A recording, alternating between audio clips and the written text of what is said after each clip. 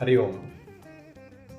చాలామందిని మనం ప్రపంచంలో చూసేటప్పుడు వాళ్ళని చూస్తే ఏమనిపిస్తుందంటే వీళ్ళు నిజంగా మానవులైనా లేకపోతే మనుషుల రూపంలో ఉన్నటువంటి దేవతలు గంధర్వులోనా అని కొందరిని చూస్తే ఆశ్చర్యం కలుగుతుంది.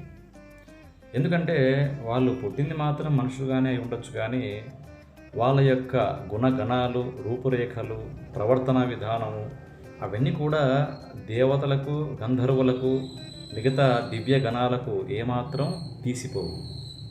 అలాంటి వాళ్ళు చాలామంది మనం చూస్తూ ఉంటాం.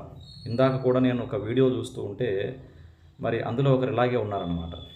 చూస్తుంటే అసలు వీళ్ళు దేవతలేమో నిజంగా అని అనిపించింది.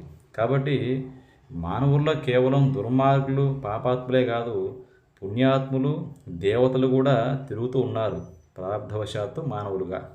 హరి ఓం.